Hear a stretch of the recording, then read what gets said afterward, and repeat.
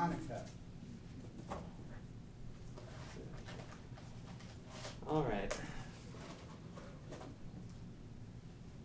I don't know about you guys, but it's a little bit stuck in here.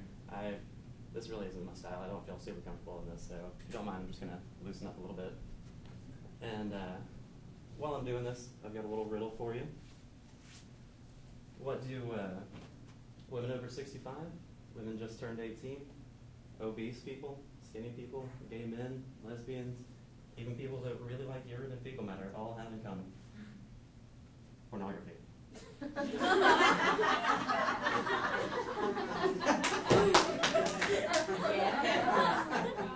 Wow, man, my button's stuck. This one would work a lot better if I could actually get it on. There we go. Tear my shirt. All right. Now, pornography, not just America, but all over the world, one of the most important and popular economic and social influences. That's better. Just seemed appropriate. Now, of course, as an avid viewer of pornography, I'm very familiar with pornography, its effects on my wallet and on my time. And today I would just like to answer a couple of quick questions about pornography. First off, how long has pornography been around? How important is pornography economically and socially, not just in America but around the world? And what is the future of pornography? I'm a terrible artist, so feel free to laugh at how bad these are. All right, first off, we've got a sexy timeline. Now, since the dawn of time, or well, not the dawn of time, but since the dawn of mankind, as soon as we could figure out how to draw stuff on rocks, we've pretty much been drawing each other naked. Now, back here, we have dinosaurs and other not sexy stuff. This is just kind of the cold end of the timeline. Now, as we move on up, about 200,000 years ago, humans make the scene, and we get to rock drawing. Now, about 13th century BCE, the Egyptians take those rock drawings to the next level. They start making jewelry and hieroglyphs. And it seems appropriate for a culture who one of their queens, Cleopatra, is reputed to have invented the first sex toy. She took a jar and put bees in it, and I'll let you figure the rest out.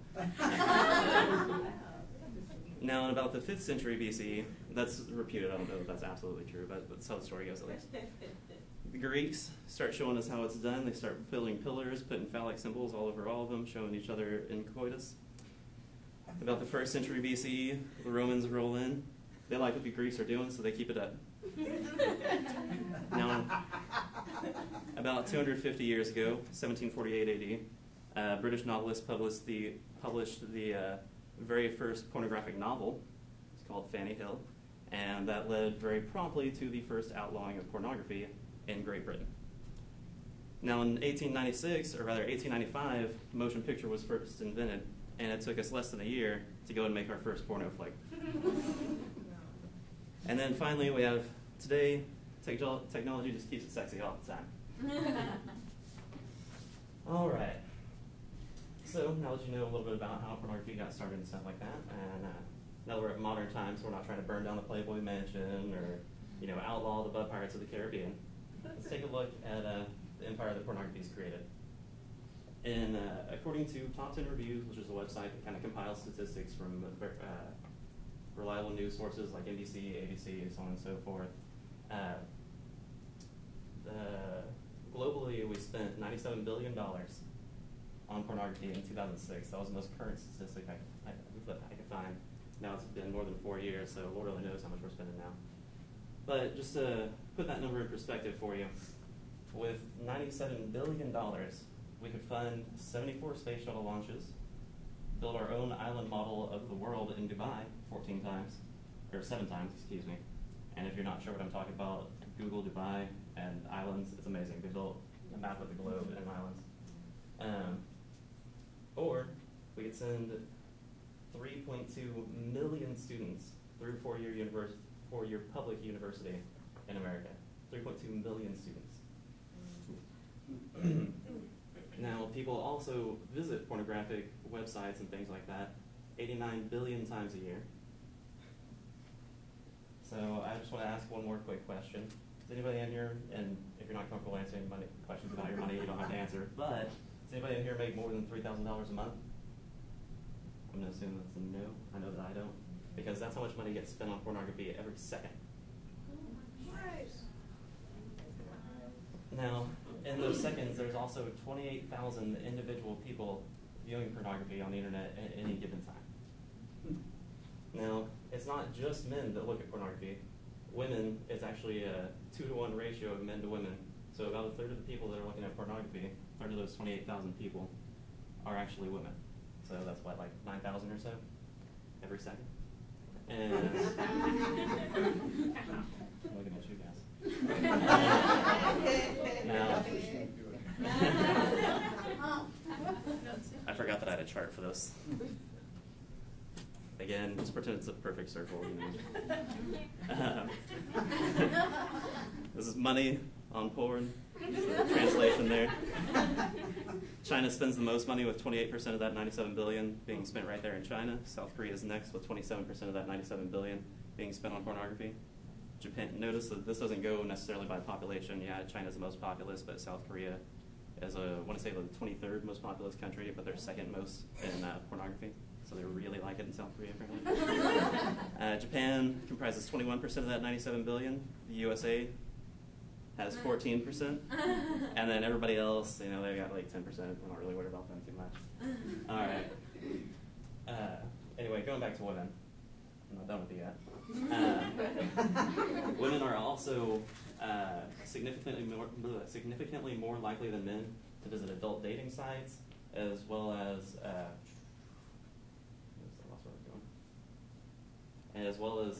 sex chat sites. And they also are far more likely to follow through on if they set up some sort of sexual encounter through the internet. They're far more likely to actually follow through on it than a man is. Now, socially, pornography also has a huge influence. Has anybody ever heard of Betamax? There's a couple of people. The reason you've never heard of Betamax is because way back in the day when we used videotapes and VCRs, that might be before somebody else found, but whatever. There were two ways that you could watch videos at home: VHS or Betamax. Pornography chose VHS, and Betamax was history. Now, more recently, if you've seen the movie Tropic Thunder, they kind of touch on it a little bit. Blu-ray and HD DVD, the same thing happened. There's a big debate over which one was going to win out. Pornography went with Blu-ray. HD DVD is gone. Now that you know just how deeply pornography has penetrated into our lives and culture, let's look at the future of the industry that we love to hate and to love. Now, right now, I can pull out my phone, or sorry, wow, I just skipped something entirely. We all know there are phone apps for, I don't know, exercise, to fast food, to spamming pictures of your new puppy on Facebook. But pornography, well, now there's an app for that too. Actually, a lot of them. I can pull out my phone right now. I have an Android phone. Do a search for porn, and there's hundreds of results. Anybody that has a smartphone, you can do the same thing. Annual sales of pornography on cell phones alone is projected by MSN News to reach as much as $4 billion by next year. That's just cell phone pornography. Now, there is also video on demand, which allows people, it's kind of like pay-per-view, but instead of just seeing a program and when it comes on and that's the one that you have to watch, you can, anybody that has cable, there's an adult on-demand thing on all of it, and you can pay for each movie to watch it right then, exactly when you want to, and you can choose exactly which pornographic film you would like to see. Some other up-and-coming pornographic ideas. There's a website called Naughty Bids. It's kind of like the eBay for pornography and sex toys and things like that. There's also Red Light Center. It's kind of like, if anybody's ever heard of Second Life, it's kind of like that. You create a character, you go online, and you interact with all the other characters that people have created. and obviously, have sex with them. There's also Zivity, which is like MySpace for porn. It allows porn stars and porn customers to get in contact with one another. It sets up like private video chats where it's just one person watching one model for something like $4 a minute, which is excessive. Coincidentally, those vids typically only last 6 to 8 minutes. And then, of course, there's new technologies like the Xbox Kinect that actually allows you to just move your body without using any sort of controller and interact with the game on screen. There are several companies that have already announced projects that they're trying to build realistic dolls to be sold and go along with this, so you can literally have sex with whoever you want in the video game. Wow.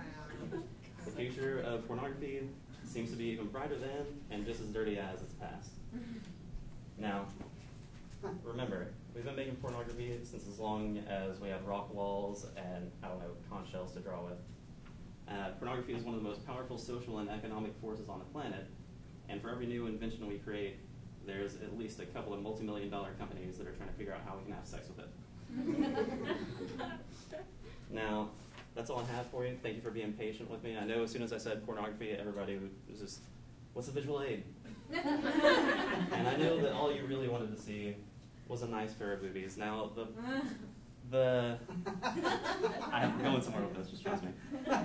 Unfortunately, the printer in the library is very poor, and I couldn't find a big enough picture, and it's not in color, but I did the best I could for you guys. And there you go, 2 beautiful blue-footed booby birds